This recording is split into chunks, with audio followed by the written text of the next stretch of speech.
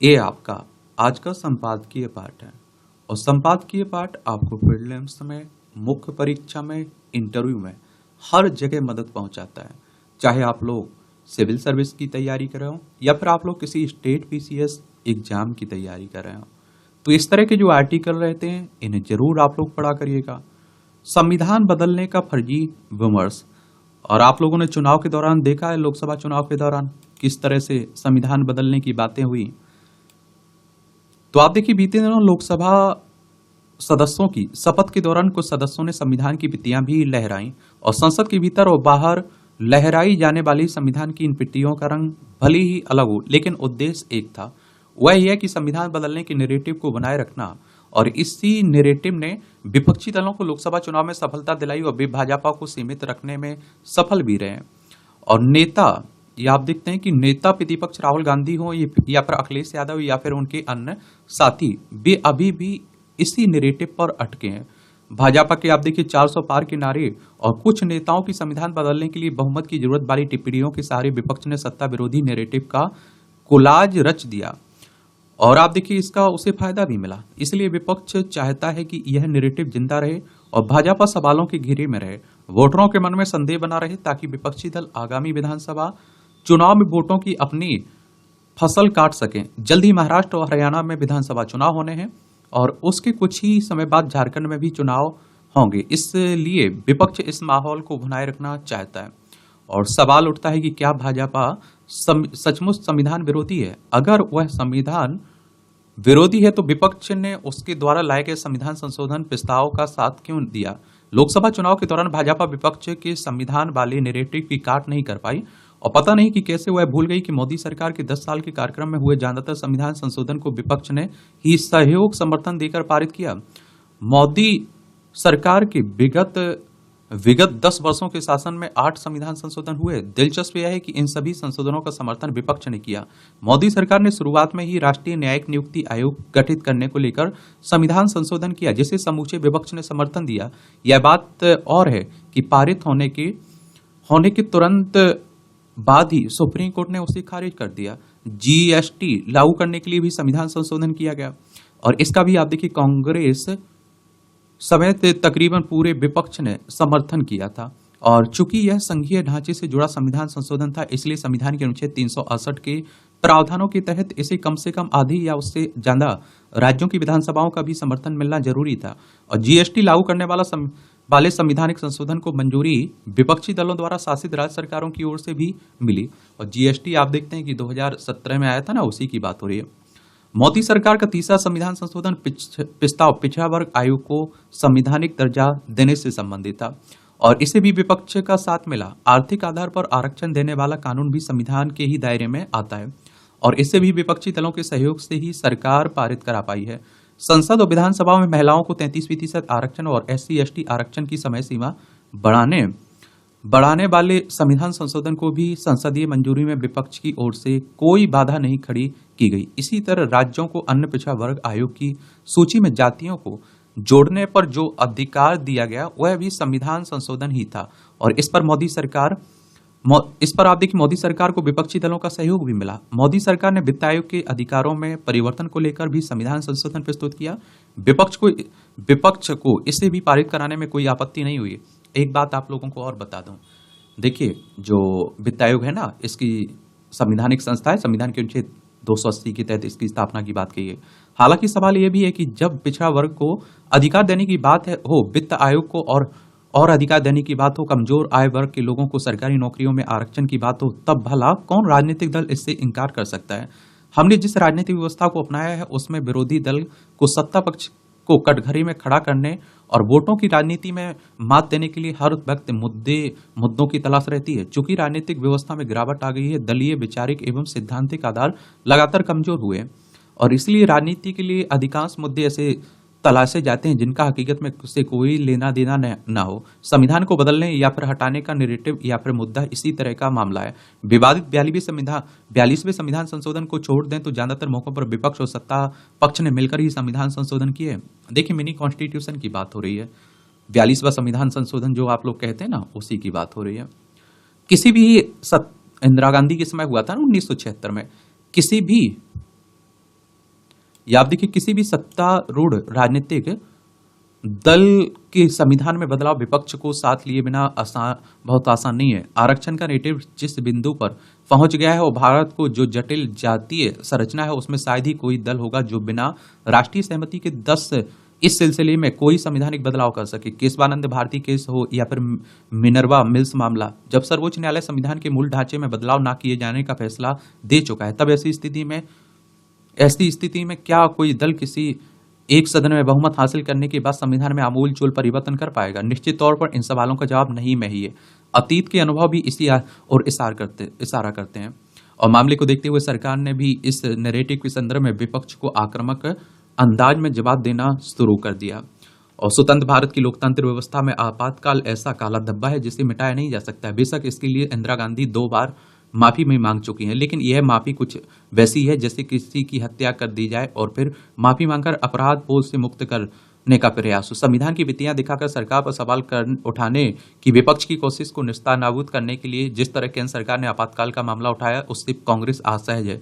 ऐसा इसलिए क्योंकि उसके साथ खड़े ज्यादातर सहयोगी दल आपातकाल के पीड़ित रहे और उस दौर में भी भाजपा के पूर्व अवतार जयशंकर के साथ जुड़े रहे। लेखक राजनीतिक विश्लेषक हैं, इनका नाम है उमेश चतुर्वेदी, इनके द्वारा यह आर्टिकल लिखा गया। आप लोग क्या सोचते हैं, अपनी राय दीजिए। सुप्रीम कोर्ट की बात करें तो एक संवैधानिक संस्था है। संविधान के अनुच्छेद 300 सुप्रीम कोर्ट की स्थापना की बात किसमें की गई? अनुच्छेद 124 के तहत, और 28 जनवरी 1950 में स्थापना हुई थी। 28 जनवरी 1950 में।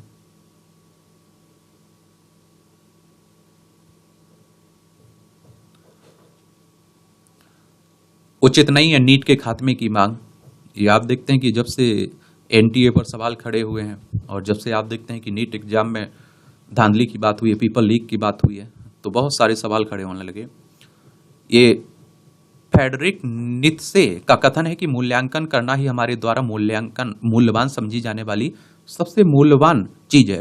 मूल्यांकन के बिना अस्तित्व का सार खोखला होगा। व्यवहारिक संदर्भों में इसे समझें तो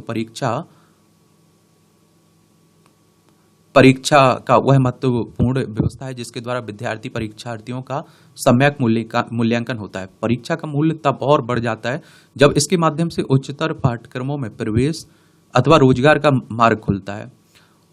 और आप देखते हैं कि परीक्षा प्रणाली की शुचिता किसी भी उन्नत समाज या देश के लिए बहुत जरूरी है। और दुर्भाग्य से विभिन्न राज्यों में बोर्ड परीक्षाएं हों, लेकिन और लोक सेवा आयोग अथवा अन्य संस्थाओं की परीक्षा हो, इनकी शुचिता पर सवाल उठते रहे हैं। और इस कड़ी में ताजा तरीन घटनाक्रम नीट मेडिकल प्रवेश परीक्षा, यूजीसी नेट और सीएसआईआर परीक्षाओं को लेकर उठा विवाद है और जिसने परीक्षा व्यवस्था से लोगों के विश्वास को हिलाकर रख दिया है। और दुर्भाग्यपूर्ण है कि छात्रों के हित में समस्या का उचित हल निकालने की जगह इस आप देखते हैं कि मुद्दे पर राजनीतिक दांवपेच का खेल शुरू हो गया है। विपक्षी दल इसे रद्द करने की मांग कर रहे हैं। इस कड़ी में नवीनतम पेंच बंगाल की सीएम ममता बनर्जी द्वारा प्रधानमंत्री को लिखा पत्र है जिसमें नीट परीक्षा को ही समाप्त करने की मांग की गई है। ऐसी मांग कुछ और दल भी कर रहे हैं। इस मुद्दे के प्रशासनिक, तकनीकी और राजनीतिक पक्ष हैं। इसका समाधान राजनीतिक लाभ से ऊपर उठकर छात्र हित में ही होना चाहिए।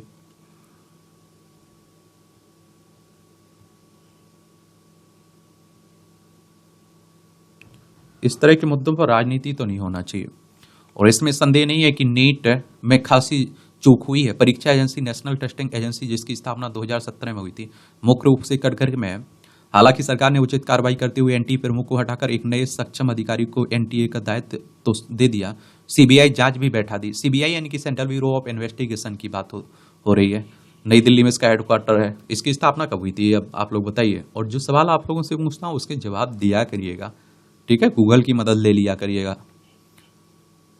या आप देखते हैं कि कई लोगों को गिरफ्तार भी किया गया। सरकार की गंभीरता का अंदाजा इससे भी लगाया जा सकता है कि स्वयं राष्ट्रपति के संसदीय अभिभाषण में नीट मुद्दे का उल्लेख हुआ है। वह शिक्षा मंत्री धर्मेंद्र प्रधान ने परीक्षाओं को पारदर्शी और निष्पक्ष बनाने के लिए पूर्व इसरो चेयरमैन के राधाकृष्णन की अध्यक्षता में एक समिति गठित की है जो परीक्षा प्रक्रिया में सुधार, डाटा सुरक्षा प्रोटोकॉल, एनटीए की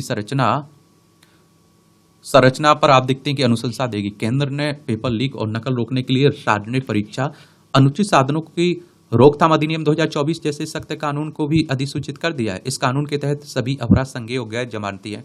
इस मामले में सीबीआई को यह भी जांच भी करनी चाहिए कि क्या इस मामले में कोई अंतर्राष्ट्रीय कड़ी भी जुड़ी है। और नीट परीक्षा 12 अन्य देशों में भी आयोजित की गई थी। पेपर लीक में डार्क नेट की भी भूमिका देखी जा रही है। रही बात नीट को रद्द करने की, तो अब यह मामला सुप्रीम कोर्ट में विचाराधीन है। उसका निर्णय जो भी हो, लेकिन ममता बनर्जी और M.K. स्टालिन द्वारा नीट परीक्षा की व्यवस्था को ही समाप्त करने देने की मांग कहीं से भी उचित नहीं है। तमिलनाडु के अन्य नेता भी नीट का पुरजोर विरोध कर रहे हैं।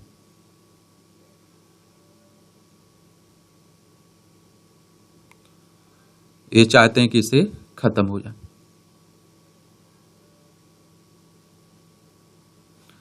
और ममता बनर्जी ने लिखा, या आप देखते हैं कि लिखा कि गड़बड़ियों के मद्देनजर नीट परीक्षा को समाप्त कर पुरानी व्यवस्था लागू की जाए। और जिसमें आप देखिए राज्य सरकारें अपने अपने राज्यों के मेडिकल कॉलेजों में एडमिशन के लिए अलग अलग प्रवेश परीक्षाएं आयोजित करती थी, और उनके अनुसार इसमें ज्यादा परेशानी भी नहीं थी। लेकिन ममता का यह तर्क दमदार नहीं है। पुरानी व्यवस्था में छात्रों की परेशानी का तो कोई ठिकाना नहीं था। एक ही मेडिकल पाठ्यक्रम MBBS में प्रवेश के लिए दर्जनों अलग अलग परीक्षाएं होती थी। AIIMS, BHU, AMU, Puducherry CBSE, AFMC, और आप देखते हैं कि अतिरिक्त सभी राज्यों की अपनी मेडिकल प्रवेश परीक्षाएं होती थी। फिर विभिन्न प्राइवेट कॉलेजों की अपनी अपनी अपनी अलग अलग प्रवेश परीक्षाएं भी होती थी। निम्न वर्ग और निम्न मध्यम वर्ग के विद्यार्थियों के लिए सभी परीक्षाओं में बैठना असंभव था। उच्च वर्ग मध्यम वर्ग का छात्र भी इतनी ज्यादा परीक्षाओं को देते देते पस्त हो जाता था। समय, धन, ऊर्जा की बर्बादी अलग होती थी। इन्हीं जटिलताओं के कारण 2017 से एकीकृत मेडिकल प्रवेश परीक्षा नीट शुरू हुई। नीट की विसंगतियों की पहचान कर उन्हें दूर करने की आवश्यकता है, ना कि इस नई व्यवस्था को खत्म करने की। ममता बनर्जी के अनुसार वर्तमान प्रणाली ने भ्रष्टाचार को जन्म दिया है, और यहां जानना आप देखते हैं कि जरूरी है कि केंद्र या राज्य सरकार, चाहे किसी भी पार्टी की हो, प्रवेश परीक्षाओं या रोजगार परीक्षाओं में पेपर लीक और गड़बड़ी का इतिहास बहुत पुराना है। उनका यह कथन भी तर्कसम्मत नहीं है कि एकात्मक केंद्रीकृत परीक्षा प्रणाली देश के संघीय ढांचे की भावना का उल्लंघन करती है और शिक्षा संविधान की समवर्ती सूची में है। अतः जनहित में केंद्र ऐसे निर्णय ले सकता है। राज्य में IAS, IPS की नियुक्ति के लिए केंद्र स्तर पर UPSC द्वारा एकीकृत परीक्षा दशकों से आयोजित की जा रही है। अगर ममता की बात मान ली जाए तो फिर इंजीनियरिंग, कानून या फिर अन्य प्रवेश परीक्षाओं में भी ऐसी मांगे उठेंगी, जो नई समस्याओं को जन्म देगा। यहाँ समझना जरूरी है कि अलग अलग परीक्षाओं वाली व्यवस्था का ज्यादा लाभ अमीर छात्रों को ही मिलेगा। नीट का विरोध और उसे समाप्त करने की मांग कहीं से जायज नहीं है। नीट और इस जैसे अखिल भारतीय केंद्रीकृत परीक्षाएं देश हित में है, और यह जरूरी है कि इनकी सुचिता के लिए सभी आवश्यक कदम उठाए जाएं, ताकि ईमानदारी प्रतिभावान अभ्यर्थियों के साथ भविष्य में छलावा न हो। लेखक दिल्ली विश्वविद्यालय में सीनियर प्रोफेसर और डीन ऑफ प्लानिंग है। इनका नाम है प्रोफेसर निरंजन कुमार। और एक बात आप लोगों को बता दूं, देखिए, और फिर एक देश एक परीक्षा की बात होती रहती है, एक पाठ्यक्रम की बात होती रहती है।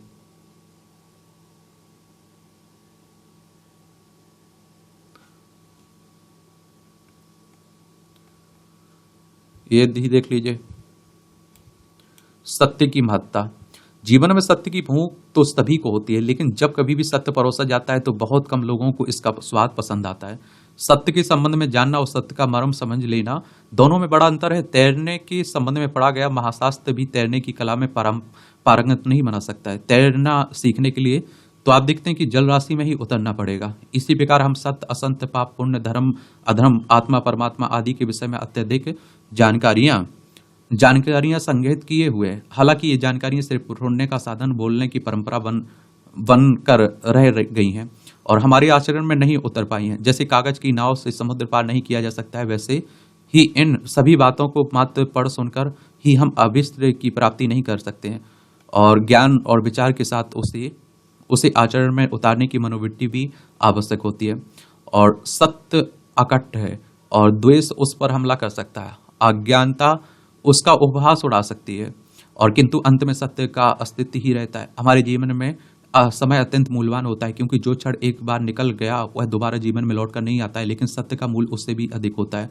केवल इसलिए नहीं कि इसके लिए अत्यधिक मूल्य चुकाना पड़ता है, बल्कि इसलिए भी कहीं अधिक मूल्यवान होता है। सत्य स्वयं में एक ऐसा मूल्य है जिस पर विश्वास, ईमानदारी, संवेदनशीलता, दया और अपनत्व जैसे अन्य मूल्य भी टिके हुए हैं। इन्हीं मूल्यों पर टिकी है मानवता। सत्य मानवीय अस्तित्व का आधार है। सत्य पूरी मानव जाति को मानवतावादी बनाता है। सत्य के लिए सब कुछ त्यागा जा सकता है, लेकिन किसी के लिए भी सत्य का त्याग नहीं किया जा सकता है। कितना भी भयंकर तूफान हो, उनसे सत्य की नाव डगमगा सकती है, लेकिन अपने सवार को डुबोएगी नहीं। किसी ना किसी प्रकार किनारे पहुंचा ही देगी। बड़ा इंटरेस्टिंग कॉलम लिखा जाता है।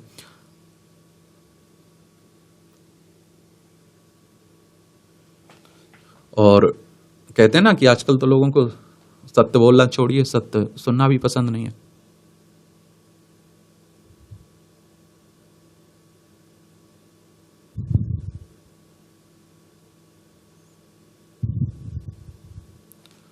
पढ़ा करिएगा।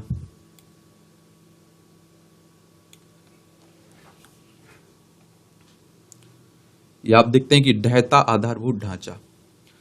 ये अच्छा हुआ कि बिहार सरकार ने एक के बाद एक पुल गिरने की घटनाओं को देखते हुए अनेक इंजीनियरों को निलंबित कर दिया है। इस तरह की कार्रवाई इसलिए आवश्यक थी क्योंकि पुलों के गिरने का सिलसिला थमने का नाम नहीं ले रहा है। यह सामान्य बात नहीं कि महज 15 दिनों के अंदर 1 दर्जन पुल गिर गए जाए, और बिहार में इसके पहले भी कई पुल गिर चुके हैं। एक दो आप देखते हैं, एक दो पुल तो ऐसे रहे हैं जो निर्माणाधीन स्थिति में ही ध्वस्त हो गए। इसे देखते हुए आप देखते हैं कि आवश्यक था कि बिहार सरकार कोई ठोस कदम उठाती है, और उसने कई विभागों के इंजीनियरों को निलंबित करने के साथ ही पुलों का निर्माण करने वाली कंपनियों को कारण बताओ नोटिस जारी करते हुए उनका भुगतान रोकने की पहल की है। और उसने आप देखते हैं कि कंपनियों से यह भी पूछा कि क्यों ना उन्हें काली सूची में डाल दिया जाए। यदि ऐसी कंपनियों की गलती पाई जाती है तो उन्हें न केवल काली सूची में डाला जाना चाहिए, बल्कि उन पर जुर्माना लगाने के साथ ही यह भी देखा जाना चाहिए कि वे नाम बदलकर फिर से सक्रिय ना होने पाए। और यह तो किसी जांच से भी सामने आएगा कि नए पुल, पुराने पुल इतने जल्दी जल्दी क्यों गिरते रहते हैं। लेकिन इसकी भरी पूरी आशंका है कि इसके पीछे एक बड़ा कारण द्वयम दर्जे का निर्माण है। यह समस्या केवल बिहार की नहीं बल्कि पूरे देश की है। पिछले ही दिनों झारखंड से यह खबर आई कि वहां सुंदर नदी पर बना पुल उद्घाटन से पहले ही धंसने लगा। इस तरह के मामले देश के अन्य हिस्सों में भी सामने आए। आप सोचिए, हजारों साल पहले राजा महाराजाओं के समय बने हुए पुल बने हुए हैं, लेकिन आप देखते हैं कि ये गिर जा रहे हैं, उद्घाटन होने से पहले ही गिर जा रहे हैं। और ऐसे आंकड़ों के अनुसार 2012 से 2021 के बीच देश के विभिन्न हिस्सों में छोटे बड़े 200 से अधिक पुल गिर चुके हैं। बात केवल आप देखिए पुलों की ही नहीं, सड़क, एक्सप्रेसवे और आधारभूत ढांचे से जुड़े अन्य निर्माण कार्यों की भी है। आखिर यह एक तथ्य है कि पिछले दिनों दिल्ली में अंतर्राष्ट्रीय हवाई अड्डे की एक छत गिर गई, और इसी तरह की घटना जबलपुर और राजकोट हवाई अड्डे पर भी हुई है। और आप देखते हैं कि वास्तव में अपने देश में बरसात का मौसम आधारभूत ढांचे की पोल खोलने का काम करता है। इससे संतुष्ट नहीं हुआ जा सकता है कि जब भी कोई बड़ी घटना घटती है तो जांच के आदेश दे दी जाती है, कमेटी बना दिया जाती है, क्योंकि पुल गिरने और सड़कों के धंसने के मामले रह रहकर सामने आते ही रहते हैं। इसका सीधा मतलब है कि आधारभूत ढांचे के निर्माण में लापरवाही का परिचय दिया जा रहा है। यह लापरवाही कमीशनखोरी की ओर ही साफ संकेत कर रही है। यह ध्यान रहे कि तो अच्छा है कि आधारभूत ढांचे का तेज गति से निर्माण होने के साथ ही खराब गुणवत्ता के कारण उसके नष्ट होते रहने का सिलसिला प्रगति को थामने के साथ ही संसाधनों की बर्बादी और देश की बदनामी का भी कारण बनता है। आप लोग क्या सोचते हैं? अपनी राय दिया करें।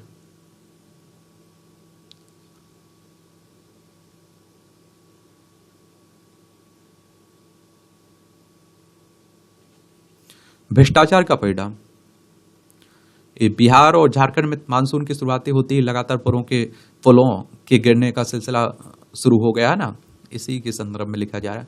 बिहार में अब तक 10 से अधिक पुल ध्वस्त हो गए हैं। वहीं झारखंड में मानसून की पहली बारिश के साथ ही निर्माणाधीन पुलों के ध्वस्त होने का सिलसिला जारी है। गिरिडीह के अर्गा नदी में बारिश के पानी के बहाव में फतेहपुर भेलवा घाटी के बीच 5 करोड़ रुपए की लागत से बन रहा निर्माणाधीन पुल ध्वस्त हो गया। इस प्रकार गोड्डा के सुंदर नदी पर 5 करोड़ रुपए की लागत से बना पुल उद्घाटन से पहले ही आप देखते हैं कि गोड्डा के सुंदर नदी पर 5 करोड़ से ये बना पुल उद्घाटन से पहले ही धंसने लगा। और इस 3 साल पहले खूंटी जिले में कांची नदी पर 13 करोड़ रुपए की लागत से बने पुल का पिलर अचानक आई तेज बरसात में धंस गया। इसी क्षेत्र में पहले भी 2 पुल धंस चुके हैं। उन पुलों का निर्माण भी उसी कंस्ट्रक्शन कंपनी ने किया था, और जिसने आप देखते हैं कि यह पुल बनाया था। बरसात के मौसम में बिहार की तरह झारखंड में भी पुलों के धंसने व टूटने की घटना हर साल होती है। यह कुछ घटनाएं एक वानगी हैं जो विकास कार्यों में भ्रष्टाचार की कहानी को बयां कर रही हैं। नदियों से हो रहे बालू के अवैध खनन भी इसके लिए जिम्मेदार माने जा रहे हैं। खूंटी के पास पुल धंसने की घटना की एक वजह पुल के पिलर के पास से बालू का अवैध खनन माना जा रहा था, और जिससे आप देखिए पिलर को मजबूती नहीं मिली और धंस गया। झारखंड में बालू घाटों की बंदोबस्ती नहीं हो पाने से अवैध तरीके से नदियों से बेहताशा का बालू का उत्खनन किया जाता है। अवैध खनन करने वाले लोग सारे नियम कायदे को तोड़ कहीं से भी खनन करना शुरू कर देते हैं, जो इस तरह के हादसों का मुख्य कारण बनते हैं और इससे आप देखते हैं कि लोगों का आवागमन प्रभावित होता है। ऐसे में जरूरत है इस पर कड़ी कार्रवाई करने की। लेकिन आप देखते हैं कि हमारे देश में सबका हिस्सा रहता है, ये तो आप लोगों को मालूम ही होगा। पुल बन रहा है तो आप देखते हैं, और मैं तो कभी कभी कह देता हूं कि ये सुसाइड कर ले रहे हैं।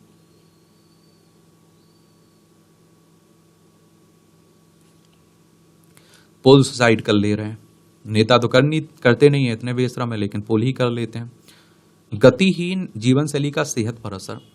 सेहतमंद आबादी किसी भी राष्ट्र की प्रगति की रीढ़ होती है। जब नागरिक स्वस्थ होते हैं तो वे अर्थव्यवस्था में अधिक प्रभावी ढंग से योगदान देते हैं, सामाजिक स्थिरता को बढ़ावा देते हैं और जीवन की समग्र गुणवत्ता को बढ़ाते हैं। लेकिन आर्थिक विकास और तकनीकी प्रगति के बावजूद भारत सार्वजनिक स्वास्थ्य के मामले में एक बड़ी चुनौती का सामना कर रहा है। द लेसेंट ग्लोबल हेल्थ की एक हालिया रिपोर्ट के अनुसार 2022 में भारत में लगभग 50% लोग पर्याप्त शारीरिक श्रम नहीं करते हैं, उन्हें अवस्था बना रहा है, और भारतीय कुल मिलाकर 1 घंटे भी नियमित रूप से कसरत नहीं करते हैं। वर्ल्ड हेल्थ ऑर्गेनाइजेशन ने हर सप्ताह 150 मिनट मीडियम एक्सरसाइज या फिर हर हफ्ते 75 मिनट फास्ट स्पीड एक्सरसाइज करने की सलाह दी है। WHO की बात करें तो वर्ल्ड हेल्थ ऑर्गेनाइजेशन, विश्व स्वास्थ्य संगठन, इसकी स्थापना 7 अप्रैल 1948 में हुई थी। जेनेवा स्विट्जरलैंड में इसका हेडक्वार्टर देखने को मिलेगा। और आप देखिए, रिपोर्ट में कहा गया है कि भारत की आधी से ज्यादा आबादी इस गाइडलाइन को पूरा नहीं कर रही है। अगर यही हाल रहा तो 2030 तक भारत की करीब 60% आबादी शारीरिक रूप से अस्वस्थ हो जाएगी। विश्व स्वास्थ्य संगठन इस बात पर जोर देता रहा है कि शारीरिक गतिविधि की कमी से मधुमेह और हृदय रोग का जोखिम बढ़ रहा है। बीमारियां बहुत सारी बढ़ती रहती हैं। ये बीमारियां भारत में पहले से ही प्रचलित हैं और निष्क्रियता की बढ़ती दरें स्थिति को और भी बदतर बना सकती हैं। इन बीमारियों में संभावित वृद्धि से स्वास्थ्य सेवा की लागत बढ़ सकती है, उत्पादकता में कमी आ सकती है, जिससे देश के संसाधनों पर आप देखिए और भी ज्यादा दबाव पड़ सकता है।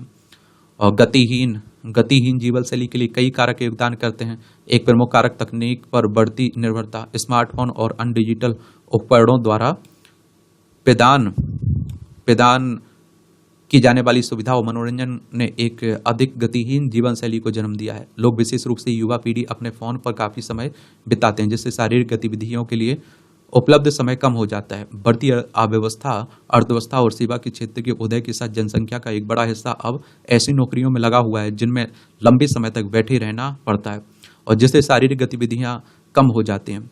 और शहरीकरण, व्यायाम के लिए सार्वजनिक स्थानों में कमी भी एक महत्वपूर्ण भूमिका निभाती है। कई शहरों में पैदल चलने या फिर कोई खेल खेलने जैसी शारीरिक गतिविधियों के लिए पार्क और खुली जगहों की उपलब्धता सीमित है। शारीरिक गतिविधि को प्राथमिकता देकर और सक्रिय जीवन का समर्थन करने वाले वातावरण का निर्माण करके भारत अपनी आबादी के स्वास्थ्य और कल्याण में सुधार कर सकता है, राष्ट्र के लिए एक स्वस्थ भविष्य सुनिश्चित कर सकता है। ये भी आप देखिए टिप्पणियाँ रहती हैं, देख सकते हैं, देखना हुआ करे तो पढ़ लिया करिएगा अगर अच्छी लगती हैं तो। और इसकी PDF आपको टेलीग्राम पर डाल देता हूँ, एजुकेशन सर्कल प्लेटफॉर्म है ना, तो वहां जाकर देख लिया करिएगा। प्रतियोगी परीक्षाओं में गड़बड़ी पर अंकुश। ये भी वही धांधली की बात हो रही है, पेपर आउट लीक की बात हो रही है। तो नेशनल टेस्टिंग एजेंसी की ओर से कराई गई नीट परीक्षा में कई गड़बड़ियां सामने आई हैं और इस परीक्षा पर पेपर लीक और ग्रेस मार्क्स समेत तमाम गड़बड़ियों के आरोप भी लगे हैं। और आप देखें, इस बीच परीक्षा में उत्तीर्ण युवाओं के MBBS, BDS और BSc नर्सिंग सीटों के आवंटन हेतु दाखिले की प्रक्रिया में काउंसलिंग शुरू होने को है और साथ ही सुप्रीम कोर्ट को पेपर लीक, परीक्षा रद्द करने की मांग और समीक्षा में अनियमितताओं से संबंधित कई याचिकाओं पर 8 जुलाई को सुनवाई कर कोई निर्णय देना है। पर आप देखने की इस बीच ऐसी सूचनाएं भी मिली हैं कि भविष्य में IIT JEE और JEE एडवांस की तरह नीट, UG और संभवतः PG भी के लिए भी परीक्षाएं आप देखते हैं कि कंप्यूटर आधारित यानी कि ऑनलाइन परीक्षा को अपनाया जा सकता है। हालांकि यहाँ एक बड़ा सवाल यह है कि जब दूसरी कई परीक्षाएं पहले से ही ऑनलाइन माध्यम से संपन्न कराई जा रही हैं, तो NTA को नीट परीक्षा पेन पेपर वाले तरीके से कराने की क्या जरूरत थी? और कहीं इसका उद्देश्य कतिपय लोगों को वह चोर रास्ता मुहैया कराना तो नहीं है था जो ऑनलाइन परीक्षा में शायद अब मुमकिन नहीं रहा है। धांधली और गड़बड़ी से मुक्ति। तो अगले साल से नीट परीक्षा ऑनलाइन तरीके से कराने पर गंभीरता से विचार हो सकता है। अभी पेन पेपर तरीके से यानी कि आप देखेंगे कि ऑफलाइन कराई जा रही इस परीक्षा में बहुविकल्पीय सवाल पूछे जाते हैं और इसके जवाब एक सीट पर भरने होते हैं। ऑनलाइन परीक्षा चाहे बहुविकल्पीय प्रश्नों वाली हो या फिर उसमें विस्तृत जवाब लिखने हो, और उसमें एक महत्वपूर्ण सुविधा यह है कि बिजली चले जाने, बैटरी और बैठ जाने या कंप्यूटर इंटरनेट नेटवर्क ठप हो जाने की सूरत में परीक्षा पर कोई फर्क नहीं पड़ता है। साथ ही जो युवा कंप्यूटर इंटरनेट की प्रणालियों को अच्छी तरह से नहीं समझते हैं, उन्हें भी पेन पेपर वाली परीक्षा में सुविधा रहती है। हालांकि आज के मोबाइल इंटरनेट के दौर में यह आप देखते हैं कि यह मानना थोड़ा कठिन है कि किसी छात्र को कंप्यूटर की कामकाजी जानकारी नहीं होगी। फिर भी हर किसी को बराबरी का अवसर देने के नजरिए से ऑफलाइन परीक्षा की पक्षधरता अधिक ही होगी। और आप देखते हैं कि लेकिन यह दावा नहीं किया जा सकता है कि ऑनलाइन परीक्षा हर किस्म की धांधली और गड़बड़ियों से मुक्त ही होगी। वैसे इन समस्याओं में से खासकर पेपर लीक की रोकथाम के लिए सुझाव यह दिया जा रहा है कि इसका अंतिम प्रश्न पत्र परीक्षा के आयोजन से 2 घंटे पहले तैयार किया जाएगा। ऐसी अवस्था में यदि कोई गिरोह साइबर सेंधमारी कर पेपर उड़ा भी लेता है तो उसे लाखों रुपए देकर हासिल करने वालों तक पहुंचाने का समय नहीं मिल पाएगा। और लेकिन जहाँ ध्यान रहे कि पेपर लीक जैसी घटनाएं किसी बाहरी व्यक्ति या गिरोह की कोशिशों का अंजाम नहीं होती हैं। और आप देखेंगे कि परीक्षा की पवित्रता की 3 मुद्दे। इस तरह परीक्षाओं की पवित्रता कायम रखने का मुद्दा 3 अहम जरूरतों से संबद्ध होता है। पहला, क्या परीक्षा का ऑनलाइन आयोजन उसकी स्वच्छता और सफलता की गारंटी है। 2, क्या इसमें पेपर लीक कराने वाले तंत्र और कोई भी कीमत चुकाकर प्रश्न पत्र हासिल करने वाले समाज की नैतिकता नहीं देखी जानी चाहिए। और 3, क्या शिक्षा और नौकरी के वास्ते योग्यता मापने के लिए 3 घंटे की परीक्षा ही इकलौता उपाय है। इस अंतिम सवाल के जवाब से शायद सारी समस्याओं का हल निकल सकता है। इसलिए सबसे पहली चर्चा इसी की करनी चाहिए कि पुराने जमाने में कोई नौकरी या कामकाज पाने की 2 ही शर्तें होती थी। एक तो आप देखते हैं यह कि किसी कामकाज में व्यक्ति का हुनर या जानकारी उसे पैतृक व्यवस्था के तहत मिली हो, या फिर आप देखिए फिर उसने वह कौशल किसी प्रतिष्ठित गुरु या प्रख्यात संस्थान से हासिल किया हो। और इन्हीं कसौटियों के आधार पर व्यक्ति को संबंधित कामकाज या कौशल के निपुण मान लिया जाता था और उसे वह काम सौंप दिया जाता था। परंतु आप देखेंगे डॉक्टर और इंजीनियर जैसे पेशों के लिए आला दर्जे की पढ़ाई आप देखते हैं कि तक के लिए परीक्षाएं जरूरी है। और इससे लगता है कि हमारा देश ज्ञान और कौशल में पारंगत करने वाले तंत्र के स्थान पर सिर्फ परीक्षा कराने वाले तंत्र में बदल गया है। और ज्यादातर मामलों में 3 घंटे की परीक्षा में अव्वल आना ही सर्वोत्तम योग्यता है। नैतिकता का सवाल। तो नकल व पेपर लीक में शामिल लोगों की नैतिकता का प्रश्न महत्वपूर्ण है। अपने आप देखते हैं कि लालच के लिए हर धांधली करने को तैयार बैठा सिस्टम ऐसे लोगों की मदद करने और उन्हें दाखिला दिलाने के लिए कोई कसर नहीं छोड़ता है। और सोचना होगा कि आखिर क्या बात है कि परीक्षाओं में धांधली रोकने के सारे आश्वासन अब तक कोरे ही साबित हुए हैं, और शायद ही कोई परीक्षा ऐसी बची हो जिसमें पेपर लीक जैसी किसी फर्जीवाड़े का पता नहीं चलता है। धांधली रोकने के चाहे कितने ही इंतजाम कर लिए जाएं, परीक्षा नेटवर्क में शामिल कोई ना कोई कमजोर कड़ी हर वक्त मौजूद रहती है जो लालच के सामने घुटने टेक देती है। और आप देखते हैं कि और टेक देती है एक या एकाधिक लोगों की करतूतें लाखों उम्मीदवारों की उम्मीदों पर तो सारा पात कर देती है, और परीक्षा कराने वाली एजेंसियों से लेकर सरकारें तक कोरी बयानबाजी करके रह जाती हैं। और परीक्षाओं के ऑनलाइन का मुद्दा महत्वपूर्ण हो गया है और जिसे एक झटके में सारी समस्याओं के हल की तरह देखा जा रहा है। करीब 1.5 दशक पहले हमारे देश में ऑनलाइन परीक्षाओं के व्यापक आयोजन का सिलसिला इस नजरिए के साथ शुरू किया गया था कि उसमें फर्जीवाड़ों को रोका जा सकेगा। 2019 में IIM की संयुक्त परीक्षा कैट का ही एक समय में सैकड़ों केंद्रों पर एक साथ कराने का जिम्मा कहकर लिया गया, और इसमें पेपर लीक जैसी कोई घटना नहीं हो सकती है। लेकिन GMAT एवं GRE जैसी परीक्षा आयोजित करने वाले संगठनों कंपनी प्रोमोटिक के इंतजामों की पोल परीक्षा के पहले ही दिन खुल गई थी, और उस समय देश के 9 शहरों के 11 केंद्रों की परीक्षा रद्द करनी पड़ी थी क्योंकि ऑनलाइन परीक्षा के आयोजन में सांगठिक तालमेल कायम नहीं हो पाया था और तकनीकी खराबी ने आप देखिए उसमें अड़चन डाल दी थी। और कहने को तो आप देखिए पेन पेपर एग्जाम के मुकाबले ऑनलाइन परीक्षा आसान हो सकती है और इसमें आप देखिए निगरानी के पुख्ता प्रबंधन हो सकते हैं, लेकिन ये प्रबंध करना असल में आसान नहीं है। सभी परीक्षा केंद्रों पर सॉफ्टवेयर की सुरक्षा जांचने के अलावा अलावा वहां लगे सीसीटीवी कैमरों की निगरानी के प्रबंध, पावर बैकअप यानी बिजली जाने की सूरत में उसके वैकल्पिक इंतजाम, अतिरिक्त कंप्यूटरों की उपलब्धता, अतिरिक्त सर्वर, एयर कंडीशनर की सुविधा आदि तैयारियों का आकलन करते हुए सुनिश्चित करना होता है कि किसी भी स्तर पर चूक और सेंधमारी की गुंजाइश ना रहे।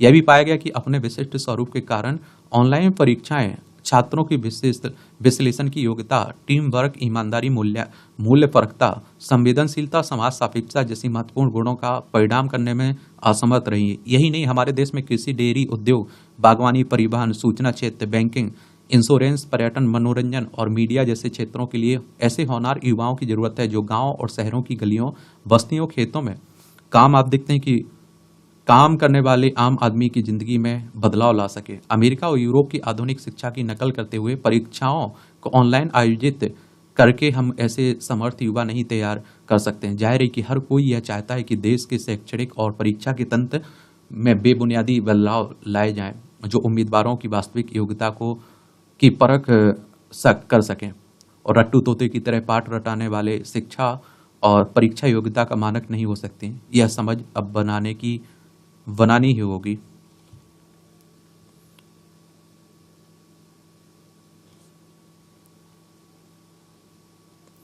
ये जिंदगी बेहतर बनाने वाली परीक्षा की आवश्यकता।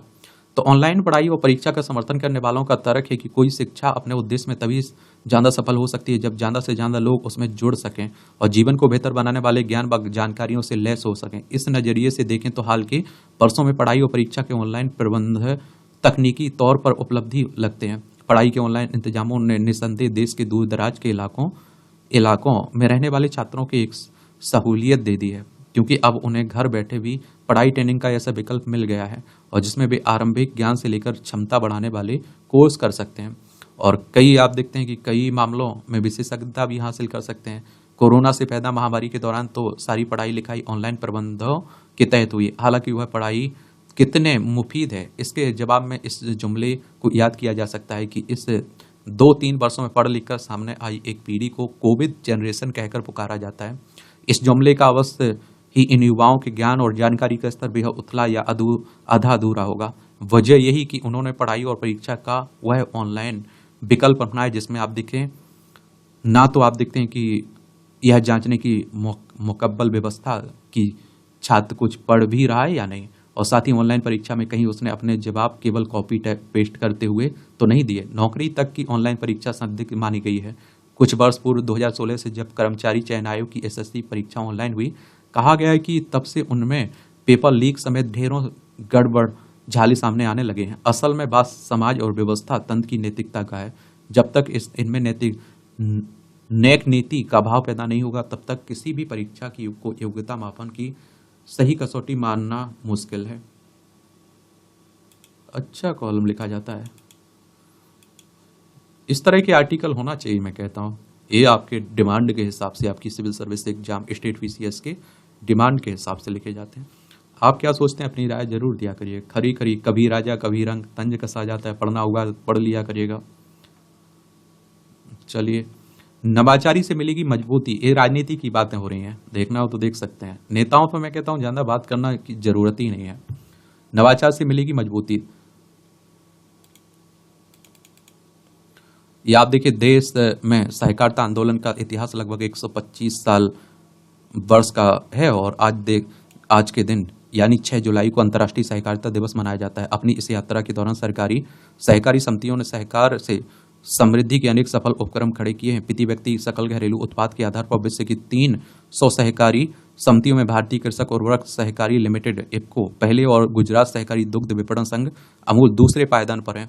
दूध और आप देखते हैं कि चीनी उर्वरक बीज के उत्पादन और वितरण से लेकर अलग अलग क्षेत्रों में कार्यरत लगभग 8 लाख सहकारी समितियां हमारे दैनिक जीवन का हिस्सा हैं। मोदी सरकार ने पिछले 10 साल में भारतीय सहकारिता के क्षेत्र में अभूतपूर्व सुधार किए हैं। 6 जुलाई 2021 को सहकारिता मंत्रालय के गठन के साथ ही इन प्रयासों को न केवल बल मिला बल्कि सहकारी सहकारी समितियां उन क्षेत्रों में कदम रख रही हैं जो नवाचार पर आधारित हैं। एथेनॉल उत्पादन से लेकर बैंकिंग सेवाओं के विस्तार जैसे क्षेत्रों में सहकारिता की मौजूद उपस्थिति ने इसकी प्रासंगिकता सिद्ध की है। देश में सहकारिता मॉडल का पर विश्व की सबसे बड़ी अनाज भंडारण योजना स्थापित की जा रही है। केंद्र सरकार ने सहकारी क्षेत्र में निर्यात को बढ़ावा देने के लिए बहुराज्य सहकारी समितियां अधिनियम 2022 के अंतर्गत राष्ट्रीय सहकारी निर्यात लिमिटेड की स्थापना की है। और इससे सहकारी समितियों द्वारा दैनिक जीवन में उपयोगी वस्तुओं का उत्पादन बढ़ाने के लिए बुनियादी ढांचे का निर्माण होगा। और NCEL द्वारा निर्यात प्रमाणन की सुविधाएं मिलने से कुटीर उद्योग से तैयार होने वाली वस्तुएं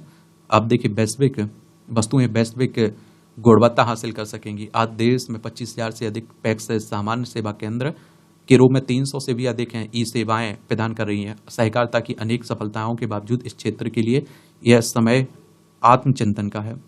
और आप देखिए संबंधित नीति की प्रतीक्षा सहकारिता क्षेत्र को लंबे समय से एक राष्ट्रीय सहकारिता नीति का इंतजाम है। वर्ष 2002 से चली आ रही वर्तमान नीति समय के साथ इस क्षेत्र में आई चुनौतियों के समाधान में अप्रासंगिक हो चुकी है।